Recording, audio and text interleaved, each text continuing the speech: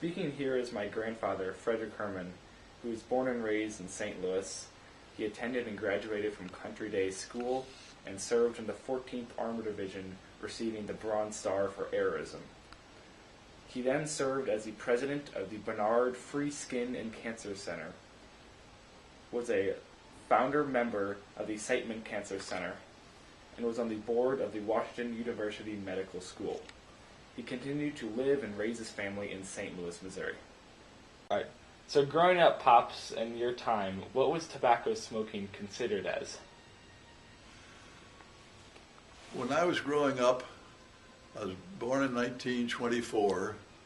By 1934, I was 10 years old, just being introduced into tobacco. The tobacco field was very marginal, and the only thing my father would smoke would be cigars and pipes. He would never inhale it, and I never knew of anybody inhaling it and smoke coming out of their mouths after they were breathing. By the time I was 17 at Country Day School, a few of the boys were smoking at that time, and they thought it was a cool thing to do. Nobody talked about nicotine. Nobody knew it. Out of the Army, back at school, 1946, most people were smoking by that time. Boys and girls were smoking, boys more than girls, only because they thought it was so cool. It was not a good thing to be doing. By that time, they started coming out with ideas that it wasn't as safe as it should be. We still didn't know how dangerous it was. And how did people react to the health risks? Anybody who'd been smoking kept on smoking. The health risk didn't come into play probably until they started with various medical programs to relate lung cancer with cigarettes. And did you notice changes in society when these health facts were well known? Well, for 20 years they tried to put up barriers to smoking through advertising, telling us how bad it was for you. And nobody paid much attention to that either, because they were so imbued with tobacco, and my guess is a lot of them were hooked on it by that time. I would say it wasn't until the year 2000, which is 40 years later, that we understood how bad it was, and they started putting up barriers to smoking. It's so much of a health problem, and we've pretty well determined how bad the health problems are. We know that they're terrible, and because our friends have all started dying from them, from the health problems, and they're directly related back to cigarettes. So that's why I imagine your generation knows so much about it and how bad it is, you just don't do it anymore. So the smoking of cigarettes and nicotine were well documented 50 years ago, but it took 40 of those years before it really started taking effect. The health risk started taking effect and making the younger people refrain from smoking. It's a Friday night. You're out with your friends. One of them breaks out a cigar. Why not?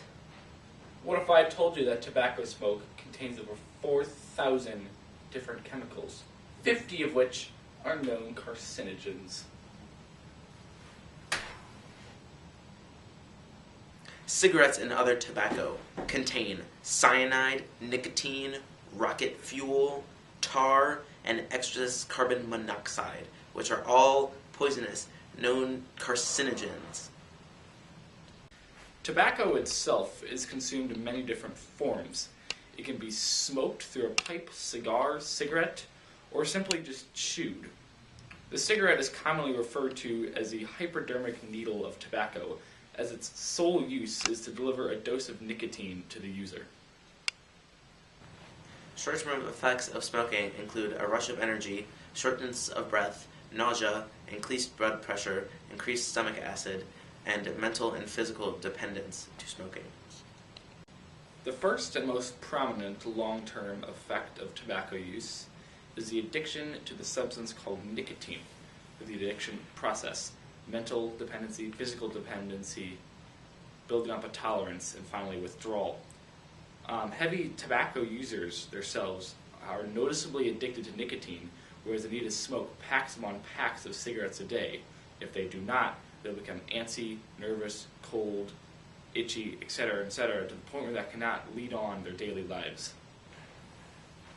In the 40 years between 1964 and 2004, cigarette smoking caused an estimated 12 million deaths, including 4.1 million deaths from cancer, 5.5 million deaths from cardiovascular disease, 1.1 million deaths from respiratory disease, and 94,000 infant deaths related to mother smoking during pregnancy.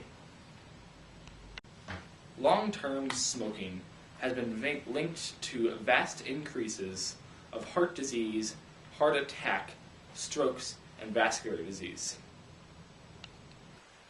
Smoking kills an average of one person every 6 seconds. Smoking has led to a 40% greater chance of cancer, mainly lung cancer and throat cancer. Smokers generally die 14 years earlier than the regular American adult. 7.1% of 8th graders, 13.6% of 10th graders, and 19.2% of 12th graders have used cigarettes, and 4.1% of the 8th graders, 7.5% of the 10th graders, and 8.5% of the 12th graders had used smokeless tobacco at least once in the month prior to being surveyed, according to the National Survey on Drug Use and Health.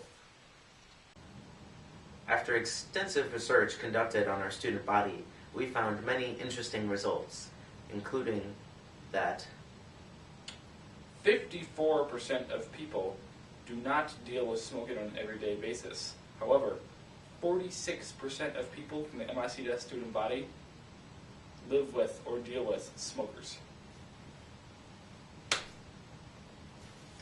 37% of students said that one or more of their friends smokes on a regular basis. 8% of the students felt that they were socially inclined to smoke tobacco. And 8% said that they do not know the safety risks associated with smoking.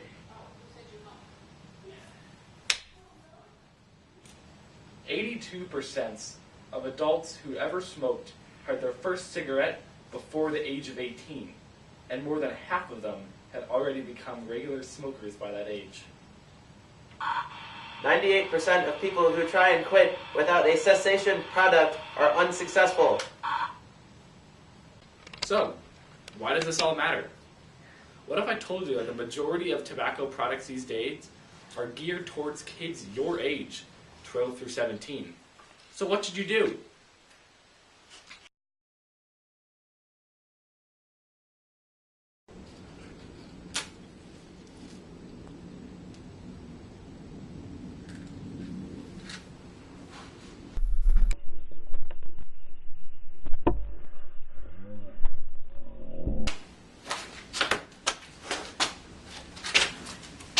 Still don't believe us? Watch this informative PSA about the dangers of smoking. This is one of the reasons why the smoker cannot run as fast or as far as he could if he didn't smoke.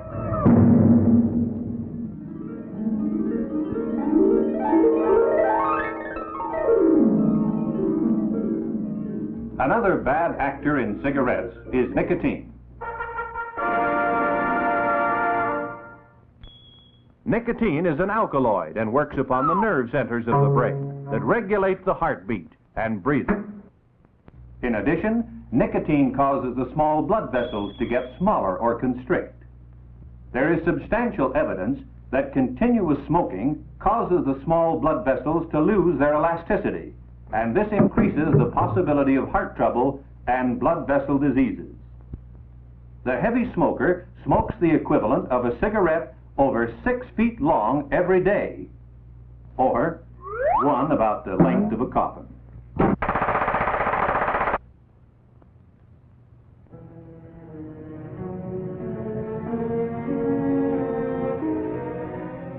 But among the real threats in smoking are the killers known as the carcinogens, the cancer-producing agents found in the tars condensed out of the tobacco smoke and deposited into the bronchial tubes leading to the lungs.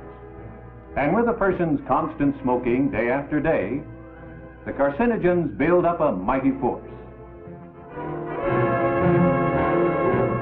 From the bronchial tubes, the carcinogens move into the air tubes of the lungs, where they begin to antagonize systematically the cells of the air tubes.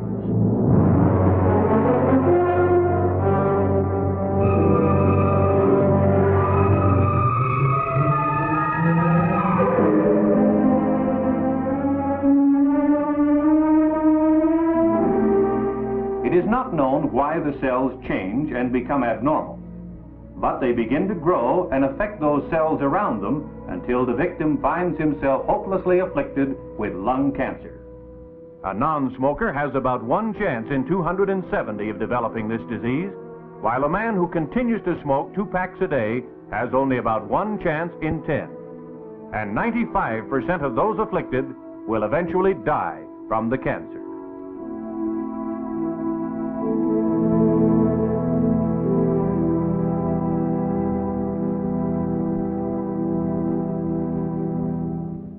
Thank you for watching.